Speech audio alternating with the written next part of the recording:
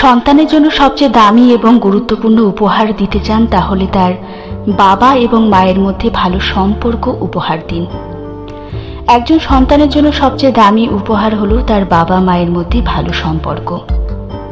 সন্তানকে যত দামি কিছু দিন না কেন সেগুলো তাদের মনে থাকবে না।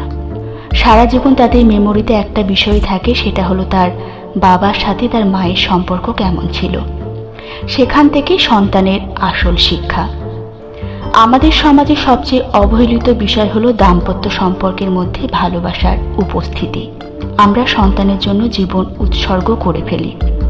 সবসময় নিজেকে প্রমাণ করার চেষ্টা করি যে আমরা সন্তান অন্তঃপ্রাণ।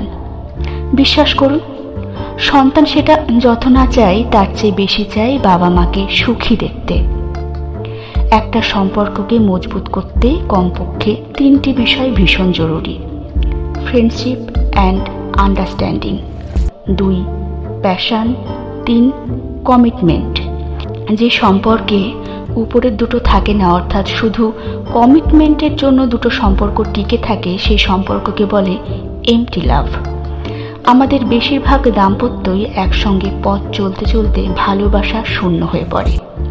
যেখানে ভালোবাসা নেই সেখানে আমরা সন্তানকে সব শিক্ষা দিতে পারছি, কিন্তু ভালোবাসতে শেখাতে পারছি না। সন্তানরাও পরবর্তীতে গিয়ে তার পার্টনারকে ভালোবাসতে শিখছে না। যে কোনো সম্পর্কে বোঝাপড়া এবং বন্ধুত্বটা ভীষণই জরুরি, বিশেষ দ্রষ্টব্য। জানি এসব বলা যত সহজ, করা অতটা সহজ নয়। আমার অভিজ্ঞতা বলে আমাদের দেশে 10% থেকে 20% সম্পর্ক হয়তো যৌক্তিক কারণে নষ্ট হয় বা ভেঙে যায়, কিন্তু বাকি 80% সম্পর্ক ভাঙে একে অপরের অবহেলায়।